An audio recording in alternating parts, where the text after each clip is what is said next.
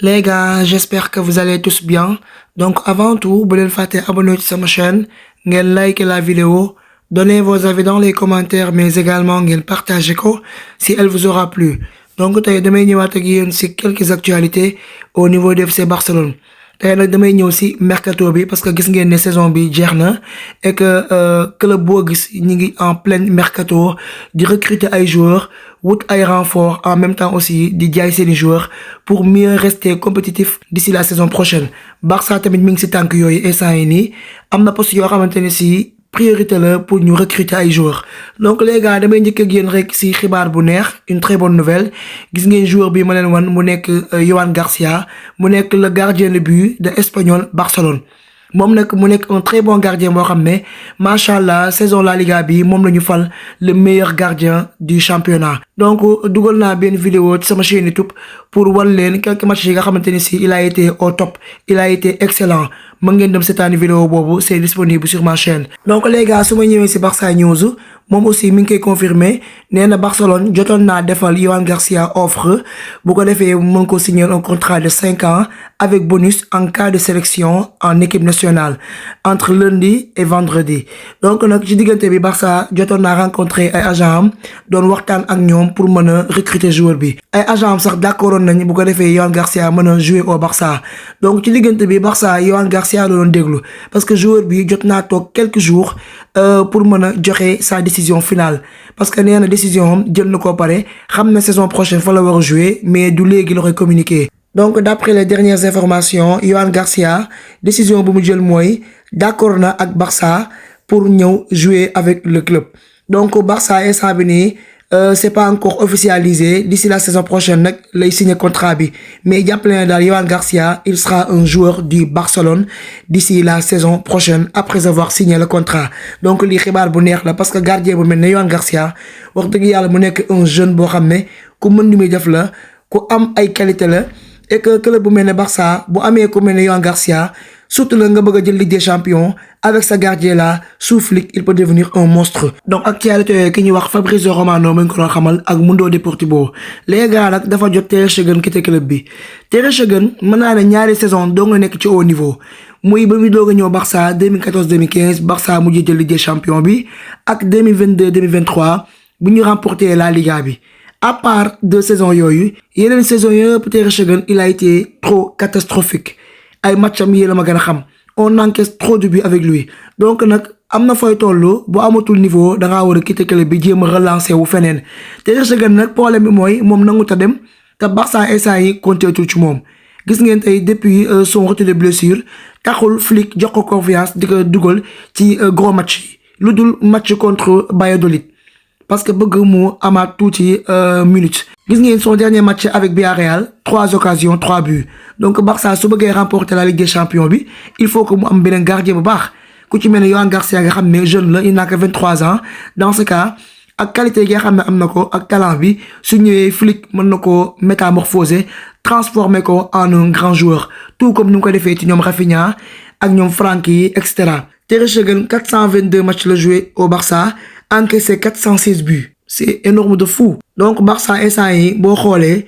compté tul ci Ter Stegen. Ter Stegen ba nga ko laajee ne ko ndax da ngay quitter club bi moom nee na équipe bi waxuñu ma dara damaa jàpp ne d'ici la saison prochaine incha allah damaa fas yéene nekk le gardien numéro 1 moom ba léegi mi ngi jàppee boppam ne mooy nekk le gardien numéro 1 alors que xamul ne Flick instant bi nii Yohan Garcia lay xaar bu ñëwee mu def ko le gardien numéro 1. Chesney mooy nekk le gardien numéro 2 ndax Chesney Barça mujjee na ko convaincre pour mu toogaat donc signé waat na encore un nouveau contrat de 2 ans supplémentaires. Chesney moom Barça wax na ko lu leer boo signé waatee contrat encore doo fa nekk cette fois-ci le gardien numéro 1 mais gardien numéro 2 lay doon et que match yi war a jouer ci Coupe du Roi bi ak ci Super Coupe d'Espagne bi dans ce cas Chesney moom mën na nekk titulaire ci ñaari coupe yooyu mais bu nekk la Liga bi ak la Ligue des Champions bi Yohan Garcia lay doon donc loolu moom c'est déjà acté. par contre Ter Stegen moom Barça ñe la ko carrément donc boo xoolee ba xam ne affaire arrangé wu la mën nga demal sa bopp compté tuñ ci yow mais duñ la forcer nga dem yaay xool. donc Ter Stegen bu doon may yow football am na fu may toll boo amatul niveau da ngay xool club boo xam ne mën nga faa relancer wu loolu moo gën pas nga toog foo xamante ne si mu leer na yow amoo ay minutes nga continuer toute la saison di nekk sur le banc. ndax entraîneur yu mel ne Hansi Flick bu ñu xasee ba ne compté wuñ ci yow rek c'est parce que am na lu ñu gis xëy na day jàpp ne amuloo ko njëriñ sur le terrain donc boo amee loolu ci entraîneur rek demal sa yoon nga relancé wu na football dafa changé. nekkatuñ fi li joué affaire sentiment ay kii dafa yàgg ci club bi moo tax da nga ko fay war a bàyyi non non non soit da ngay nekk ci niveau mënoo ko nga quitté club bi. donc Ter Stegen ak lu mu mënti xew même bu dee benn saison Barça def na ko fi wax dëgg yàlla am na match yu bari yoo xam ne yàgg na cee sauvé au Barça malgré que amatul niveau donc merci pour tout mais il est temps de partir. les gars damay ñëw ci ActuFoot moom nag nee na Jonathan Tah mi nga xam ne Barça doon na ko topp ci saison bi yëpp malheureusement Barça ñàkk na joueur bi parce que Jonathan daa mujjee signé au Bayern donc mujj naa trouver accord avec le club bavarois donc jàppale naa Barça daal ñàkk na défenseur bi. donc su ma ñëwee ci Jérémy Frimpong également moom aussi nekk na un latéral droit boo xam ne Barça tam dafa intéressé woon ci moom ndax moom Jonathan Tah ñoo bokkoon benn club muy Leverkusen. donc moom aussi Barça ñàkk na ko ndax mujjee naa signé à Liverpool. gis nga ne Deco moom ak mercato yi yéen a ma gën a xam Deco ci mercato bi bu ciblé 5 joueurs mën naa ne kenn doon la ci signé waaye 4 yëpp da koy ñàkk pour vous dire que daal Alemany manqué na fi en tout cas suñu ancien directeur sportif boobu su ma sañoon day ñëwaat au Barça parce que Alemany chaque mercato ñu supporter yi suñu xel day dal dañuy kontaan ndax dañuy xam ne joueurs yi nga xam ne bëgg nañ ko moom dina fexe ba indi leen. il était tellement intelligent. mais Deco mi nga xam ne ba mu ñëwee ba léegi mën naa ni fi échoué ci ay joueurs yu mu ciblé moo foofu yu mu recruté gis ngeen saison dernière bi Manuel Olmo dong la fa mujjee recruté mais ñeneen ñëpp da leen a échoué. chaque mercato ñuy espérer ay joueurs Barça certes nag amatuñu xaalis boo xam ne mën nañoo jënd yenn joueurs yi mais les gars ñu waxante dëgg am na joueurs yoo xamante ne si ils sont abordables tellement moins cher que mën nañ ko recruter sans problème mais genre Deco yi les fekk joueur boo xam ne clause libératoire am c'est trop élevé lu commencé ay 80 millions d'euros jëm kaw mu naan di négocier ci joueurs yooyu te yow da leer na ñun ba léegi suñu fair play financier duñ ci am souci suñu masse salariale booy loolu ndax ba léegi Barça mënut a fexe ba revenir ci règle 1/1 tellement que suñu xaalisu club bi demeetul noonu donc nañu xam suñu bopp xool joueurs yi nga xamante ne si am nañu les qualités toutes les qualités du monde pour jouer au Barça am nañ talent nga xam ne ñii bu ñëwee sous flic ils vont exploser surtout nag bu nekkee seen clause dafa xaw a tuuti lu toll ne ay 40 millions d'euros wala 48 millions d'euros loolu Barça mën na ci def ay jéego pour jënd joueurs yooyu. si kaw loolu dama leen woon 4 ailiers gauche yi nga xam ne ñoom la Barça ciblé woon pour mën cee signer kenn ki mooy Luis Diaz l'autre c'est Nico Williams. Rafael Leao et enfin Marcus Rashford donc moo nekkoon les 4 options yi nga xam ne Barça day xool ki si gën a abordable mu signé ko. ki si njëkk mooy Rafael Leao FR Barça nee na Barça considéré ko comme une option c'est-à-dire daal club bi pare na ci Leao parce que Laporta daa gis ne joueur bi dafa am ay problème avec son club surtout le fait que nag Deco daal joueur bi convaincre ko benn yoon. Barça News aussi nee na entraîneur bés bi nga xam ne war naa ñëw Milan muy Massimiliano Allegri nga xam ne jot naa trouver accord pour coacher le club moo gën a yokk tax ñu ne Leao dootul quitter Milan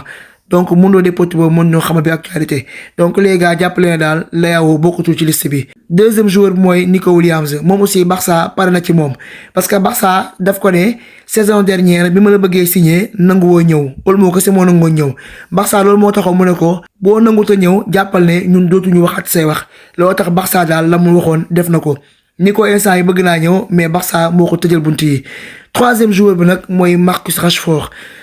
nag moom mën naa ne Barcelone sax moom la gënoon a préféré sax pour mën koo signer que par rapport ak ñaari joueurs yi ma fi lim parce que Rashford nee nañ daal moom mooy profil bi gën a correspondre ak li Barça soxla te man sax wax dëgg yàlla man Rashford bu ñëwoon Barça damay kontaan parce que nekk na un excellent joueur boo xam ne problème mooy Manchester United gée mu nekkoon moo bëggoon yàq carrière am parce que ku ne xam ne United moom joueur bu fa dem da ngay flopper doo am niveau donc Rashford actuellement ni mi ngi jouer Aston Villa mais les gars joueur bi nekk na ku am talent non Rashford mën na football xale la boo xamante ne si li ñuy soxla ci ailier ci force de frappe rapidité polyvalence ci mën a jouer en faux neuf en même temps percussion li ngay soxla ci ailier gauche Rashford am na ko man jàppoon naa ne bu ñëwee au Barça Flick il fera de lui l'un des meilleurs ailiers au monde tellement que moom entraîneur bu mel ni Flick moo ko manqué pour mën a exploser. donc su ma basé aussi Blaugrana nee na Barcelone boo gisee mu bëgg a am Rashford sous forme de prêt maanaam club bi bëgg koo jënd mais da ko bëgg a am en prêt te nee nañ joueur bi il est le plus attractif te am nañ possibilité inclure ko sans avoir besoin d'un gros investissement économique ba pare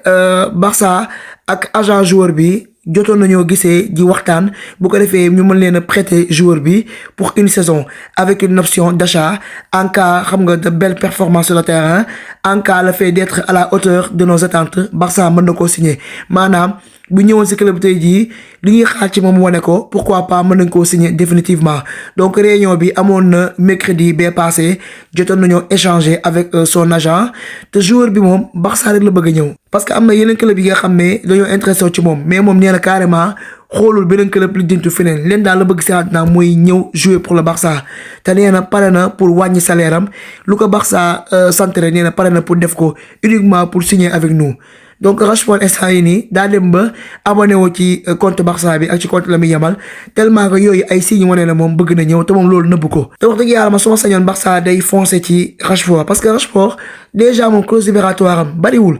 48 millions d'euros la mais problème bi mooy Manchester United bëgg koo prêter Barça daf ko bëgg a jaay Barça définitivement moom nee na képp ko bëgg a jël Rashford boo fayul clause bi 48 millions d'euros ñu jaay la ko définitivement du la ko prêter te Barça moom nee na fas yéenewul jënd joueur bi mais daf koo bëgg a am sous forme de prêt loolu nag moo tax instant yi boobu ba léegi trouvé gu ñu accord mais joueur bi moom nee na bu desoon ci moom kese ñëw na Barça bu yàgg mais United moo bëgg a compliquer affaire yi te Barça moom mënu ma leen comprendre parce que bu ñu ñëwee ci Luis Diaz bi nga xamante ne si clause am 85 millions d'euros la clause libératoire boo xam ne mu lenn ne Barça xaalis boobu amu ko bu doon ay Chelsea wala ay Arsenal wala City mën nañ koo jënd parce que ñoom ils sont riches mais Barça amatul yenn richesse yi 85 millions d'euros ñu bëgg koo yàq ci benn Luis Diaz alors que am nga benn Rashford boo xam ne 48 millions d'euros kese la moo gën a yomb fuuf prix moo gën a suufee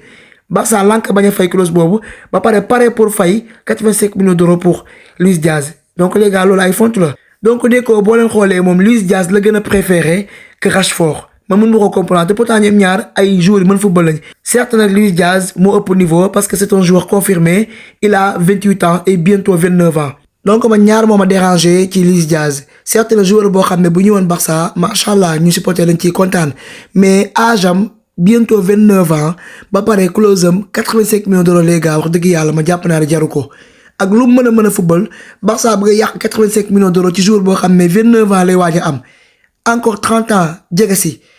alors que am nga benn Rashford boo xam ne il n'a que 27 ans te Barça mën nga ko am sous forme de prêt avec une option d'achat mu ñëw jouer les benn saison nga xam ne mën naa bu nekkee à la hauteur mën nañ koo jënd benn yoon te 48 millions d'euros wax dëgg yàlla moo gën a yomb fopp ko ay 85 millions d'euros donc dégg ko na xool bu baax li muy def parce que somme bu toll noonu mënu ko yàq ci benn joueur nga xam ne bientôt 30 ans yi jege na ko pare. du coup Blaugrana moom nee na Luis Diaz dafa xamal waa Liverpool que ne fas yéenewul benn yoon prolonger contrat avec eux nee na daal tey moo nekkoon sa dernière saison te daa bëgg a quitter Liverpool pour dem Barça. loolu moo tax instant yi mi ngi forcer club bi pour ñu bàyyi ko mu dem parce que xam na ne clause am dafa bari et que Liverpool bu ngoyee foofu rek moom du mën a quitter moo tax mu wëñaat seen loxo xamal leen que ne Barça la bëgg a dem et que Barça su ko bëggee recruter ñu mën koo yombala affaire yi ndax instant bi nii renouvellement de contrat bi nga xam ne Liverpool proposé na ko Luis Diaz daf koo dakkal nee na toogul ci club bi ñaareel ba club bi ñu wax Al Nassr dafa intéressé woon ci moom mais moom aussi da leen a rejeté donc agent am dafa teel a xamal Liverpool que ne Luis Diaz Barça la bëgg a dem donc les gars su ma ñëwee si Barça news moom nee na Hansi Flick moom moo suggéré club bi carrément jour bi ñuy wax Ademola Lookman Hansi Flick moo ko wax moom nee na Barça recruter Lookman te wax dëgg yàlla lii moom nouvelle bu ma neex la parce que Lookman joueur bu mën a football la tout comme Rashford ñoom ñaar ñoo niroo même profil Lookman boo leen seetaanee match bi mu doon joué contre Real non c'était le match de sa vie mu nekk un top ailier boo xam ne même championnat Italie ma ngi koy toj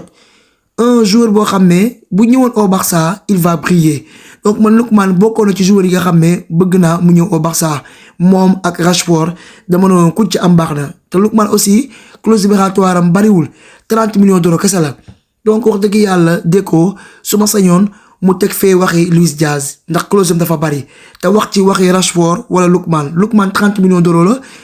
Rashford 48 millions d'euros donc clause yooyu ak lu mu dee Deco ñaar yooyu mën na ci def ay jéego pour am kenn ci ñoom ñaar parce que wax dëgg yàlla chaque saison club boo gis day soxla ay renfort certes la ren jii nag on a réalisé le triplé national jël nañ la Liga la Super Coupe d'Espagne ak la Coupe du Roi donc loolu c'est pas suffisant parce que la Ligue des Champions Barça war na ko remporter te Flick nee na carrément Ligue des Champions moo nekk suñu objectif principal la saison prochaine te pour nga remporter ko il nous faut des renforts de qualité nga jënd ay top ailier yoo xam ne ay top gardien ay top milieu tout ce que vous voulez joueurs yoo xam ne bu ñu ñëwee dinañ rester compétitif yóbbu Barça fu sori. en tout cas daal entre Lookman ak Rashford ñoom ñaar daal ku ci Barça am rek baax na. C'est un prix abordable na et que ay très bons joueurs lañu par contre Luis Diaz franchement man ñoom au Barça dérangé wu ma mais fekkonte ne Barça sax mën na ko am au moins 60 millions d'euros sax mu tane mais 85 millions d'euros moom dëgg yàlla c'est une somme impossible pour le Barça de le payer mais affaire à suivre wax leen ma seen avis les gars dans les commentaires entre trois joueurs yi kan ngeen ci gën a préféré mais en tout cas la jàppale ne Rashford ba léegi mënaguñ ko am parce que United li mu bëgg loolu la Barça mënul def Lookman aussi on verra ba xam Barça dina mujjee foncé ci dossier moo la déet en tout cas la Flick moom bëgg na joueur bi par contre Luis Diaz aussi mi ngi quitté clubam te Barça la bëgg a ñëw donc 3 cas yooyu dinaa ko topp incha allah pour xam ba xam fan la ñuy mujj et que Barça kan la ciy mujjee choisir donc c'est une affaire à suivre les gars su ma ñëwee si Vibes Foot moom nee na Monaco ak Barça dañ doon négocier bu ko defee Barça mën koo prêter Ansu Fati loolu nag mujjee naa antu malgré que sax Chelsea intéressé wu na ci joueur bi mais Ansu Fati moom moo wax agent am que ne demul ay Chelsea ndax bëgg dem ci championnat Angleterre Monaco daa gis na ne moo nekk sa destination idéale le club parfait bi nga xam ne moo gën ci moom man sax Ansu Fati d'accord naa ak moom parce que Monaco c'est un très bon club boo xam ne ay joueurs yi mën a football ñoo fa nekk et que Monaco macha allah gis ngeen li ñu def ci Ligue des Champions malgré que éliminé nañ leen mais c'est une très bonne équipe boo xam ne macha allah ils peuvent rivaliser avec n'importe quel club donc Ansu Fati daal gis ngeen ne Monaco moo gën ci moom et que Barça daf ko prêter avec une option d'achat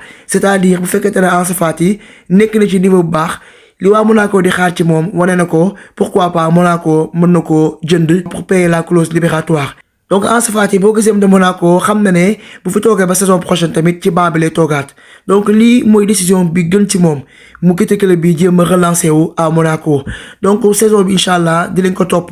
di seetaan ay matcham xool ba xam est-ce que dina évoluer dina progresser wala dina régresser en tout cas man daa maa koy souhaiter une très bonne chance parce que joueur boo xam ne bu dee talent rek manqué wu ko lenn rek moo ko manqué muy confiance ak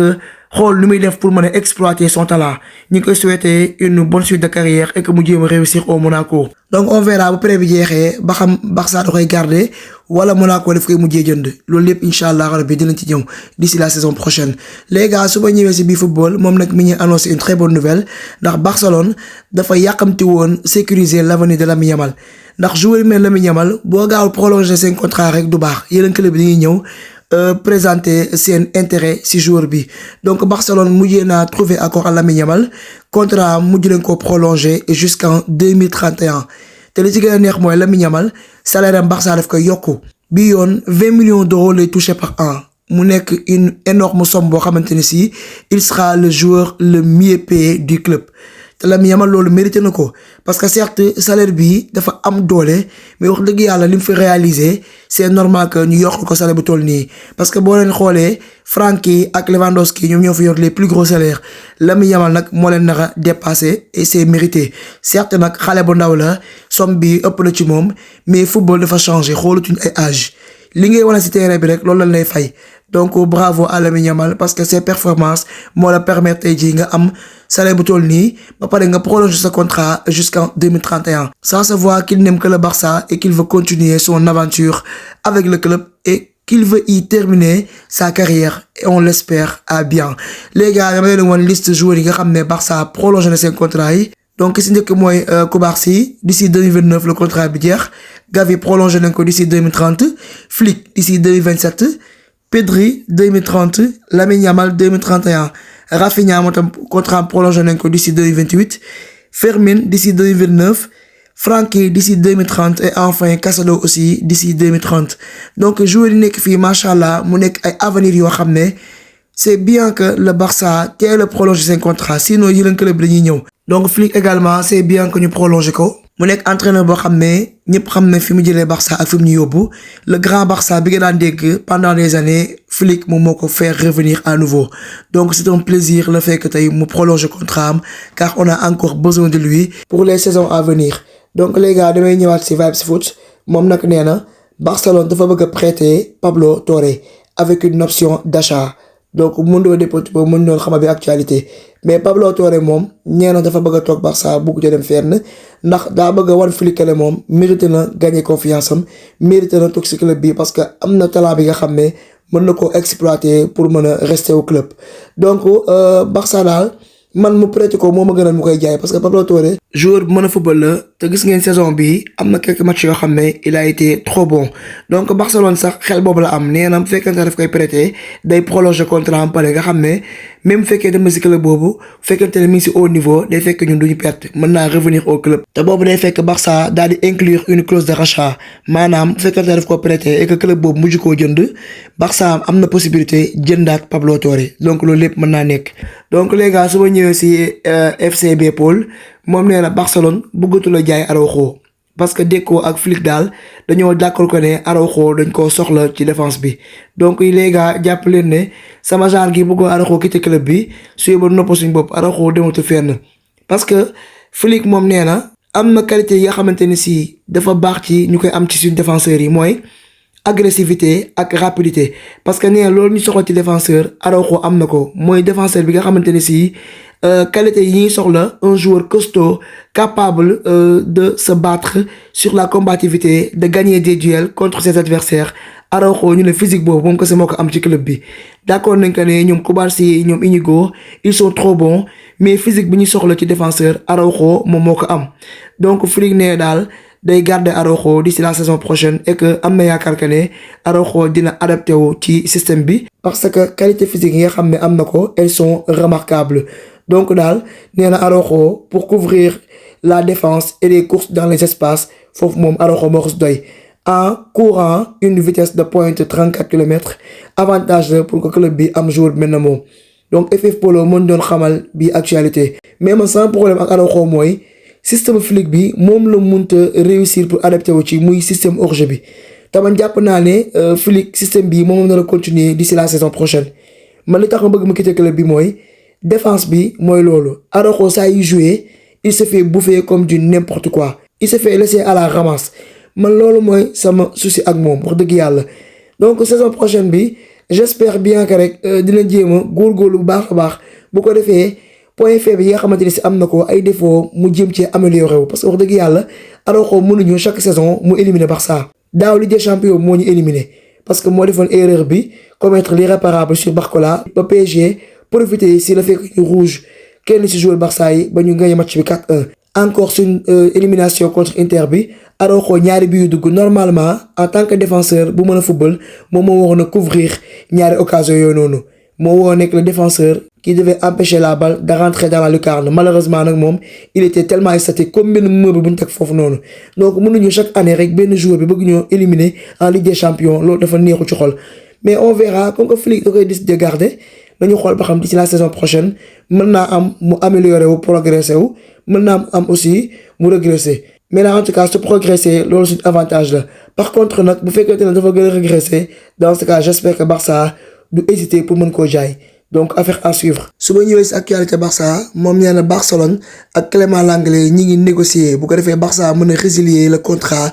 de Clément Lenglet ndax Clément Lenglet wax dëgg yàlla man mi ngi may commencer sonal ba mu ñëwee Barça ba léegi mu ñoo fexe ba tàqali ko ak moom loolu moo tax instant yi Barcelone mu xaw a sonn parce que contrat Clément Lenglet c'est jusqu'en juin 2027 et que boobu ba léegi nag ñi ngi waxtaan nag bu mën a trouver solution bu ko defee joueur bi ñu mën a tàqali ko ak moom. loolu nag mooy problème bi parce que Clément Lenglet salaire am dafa bari 16 millions d'euros la Barça nag loolu moo koy bëgg a rey loolu moo tax nag doon na waxtaan Atlético Madrid bu ko defee ñu mën a garder joueur bi mais Atlético Madrid daal lànk ne moom indemnité de transfert Clément Lenglet ba xalaatu koo fay donc Barcelone daal moo war a libérer contrat bi te Atlético bi nga xamante ne si moom la ko bëgg a jaay nangut a fay clause bi mu nekk lu compliqué loo xamante ne si Lenglet mën naa ne lépp ak Bartomeu parce que ba mu nekkee Barça ci présidence bi daan def lu ko neex bu signé benn joueur da koy fay alal ju bare salaire boo xamante ne si mu leen lii nii mën naa sax daane club donc Bartomeu moo yàq suñu club ba pare dem yoonam loolu moo tax instant bi Laporta xaw a sonn balaa moo tàqali ko yenn joueur rek c'est tout un problème d'autant plus que Lenglet amatul niveau Barça. donc ayons bon espoir à ce que le Barça se débarrasse de lui le plus vite possible moo xam nag fan la jëm on s'en fout que ça soit Atlético da koy garder wala mu dem ci beneen club l'essentiel a nekk daal na Barça gaaw trouver solution parce que mënuñoo concevoir joueur bi mel ne l'anglais di encaisser salaire boo xam ne mi ngi lekk xaalisam te football ko ci terrain bi ndax ku ne xam ne ne amul niveau donc loolu noonu c'est inadmissible donc Bartomeu daal moom moo nekk la cause c'est lui qui est à l'origine de tous les problèmes économiques du Barça donc les gars su ma ñëwee ci Vibes Foot moom nee na Barça dafa intéressé aussi Thomas Partey ñëpp xam nañ ko c'est un excellent joueur boo xam ne il est trop bon mi ngi joué ci poste numéro 6 di évoluer ci club bi ñuy wax Arsenal donc moom contrat am jeex na foofu il est libre maintenant te Barça dafa intéressé wu ci moom donc les gars man ñëw Thomas Partey au Barça dérangé wu ma xam nga la moo tax certes Barça soxlawu milieu parce que am na poste yu ñu war a gën a renforcer que ci milieu bi ndax milieu bi y a trop de joueurs mais boo leen gisee ma ne Thomas Partey bi ñëwoon au Barça di lañu arranger benn côté imaginez-vous les gars la saison prochaine ndax xam ngeen ne chaque saison y aura des blessures dans les moments les plus importants fu ñuy soxlaa seeni joueurs yi fi la ñuy blessé xooleen tey saison prochaine bu fekkoon tey benn Frenkie daal di blessé wala benn Casado ñu soxla un numéro 6 dans les matchs les plus importants dans ce cas mën nañu am benn Thomas Partey boo xam ne certains matchs tey jii mën na dugg dans la rotation xam nga daal di couvrir bu fekkente ne y a un blessé ci 6 bi moom mën na ñëw daal di jouer quelques matchs pour mën a remplacer combler le vide ndax saison bu nekk dañuy soxla ay joueurs de banc yoo xam ne dañuy ñëw yenn match yi bu fekkente ne am nañu blessé moom mu ñëw faire le taf donc la saison prochaine le Barça a besoin de rester plus compétitif mais bu ñu amee Thomas Partey aussi yàqu dara ci jàng yi parce que gratuitement lay ñëwee donc on verra les gars su ma ñëwee ci FCB moom nag nee na c'est officiel Alexis Baye quitté le Barça définitivement signé na club bi ñuy wax comme malheureusement dootu ñëwaat Barça parce que comme daf ko mujjee garder. donc montant de transfert bi 6 millions d'euros la moom la Barça encaissé ci joueur bi ñu ngi koy souhaiter rek une très bonne continuation à lui parce que on espérait à ce que mu revenir au club malheureusement nag lii lañ mujjee dogal ci joueur bi Barça Gérard Martin la mujjee garder jaay Alexis Baye donc les gars su ma ñëwaatee ci Blaugrana moom nag nee na Deco dafa bëgg a renforcer l'arrière gauche malgré que Flick moom dafa décidé de garder Gérard Martin mais Deco joueur bi ñuy wax Grimaldo moom la bëgg a signer ndax nekk na un excellent joueur boo xam ne il est expérimenté Grimaldo na xam ngeen ko au Bayer Leverkusen foofu lay évoluer man sax dëgg yàlla kii buñ ko amoon mu nekk doublure Balde du ma waxati dara su ma juum Barça moo ko formé woon donc mu nekk un très bon joueur boo xam ne wax dëgg yàlla buñ ko amee comme doublure Balde loolu moom day gën a neex rek parce que gis ngeen